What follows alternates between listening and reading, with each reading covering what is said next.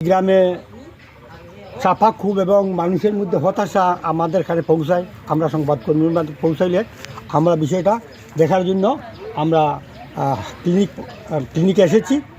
আমরা এখন প্রায় 11টার উপরে বাজে।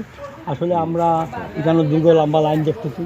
যারা এখানে ওষুধ দেন মা বোনেরা এই ক্লিনিকে সেবা নিতে আসছে, এরা লম্বা লাইন দেখছি।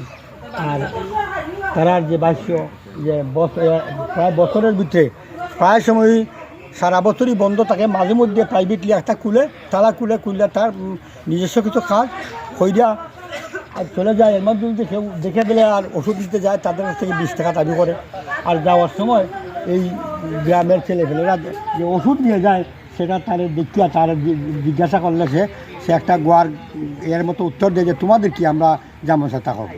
আসলে তাদের বিরুদ্ধে যে অভিযোগটা এলাকাবাসী করছে, এত নিয়ম, এত দুর্নীতি একজন দায়িত্বপ্রাপ্ত কর্মকর্তা করতে পারে, সেটা আমরা আজ চতুর্থে দেখলাম, না হয় বিশ্বাস হইতই না। আর আসলে এই তো লম্বা লাইন আমরা তো রেকর্ড করেছি।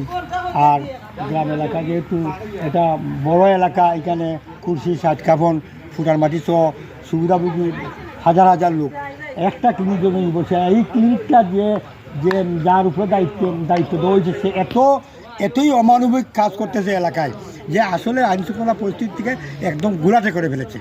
বাংলাদেশে যে এত স্বচ্ছ এবং সুন্দরভাবে দেশ চলতেছে, এটাকে ম্লান করার জন্য এই একটা অফিসারই যথেষ্ট।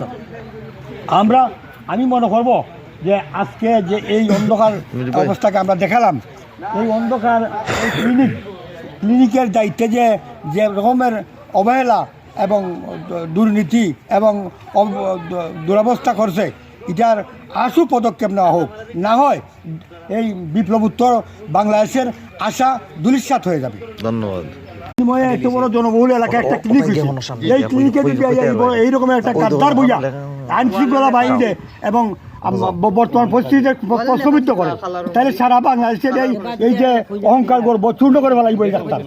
ও অনতিবিলম্বে এর বিরুদ্ধে প্রয়োজনীয় ব্যবস্থা নেওয়ার দরকার মনে করি। একটু আগে দেখেছি আপনি ঊর্ধ্বতন কর্তৃপক্ষের সাথে সম্ভবত কথা বলেছেন, তো এই বিষয়ে আসলে ওনারা কোনো আশ্বস্ত করেছেন কিনা? উনি বলছেন, ওনার যে স্বাস্থ্য পরিদর্শক, উনি বলছেন যে আমি তো সংবাদকর্মী এই সময় দিতে পারি নাই, তো তার বিরুদ্ধে 2-3 দিন আগে একটা উচ্চ পর্যায়ের পরিদর্শন হয়েছে।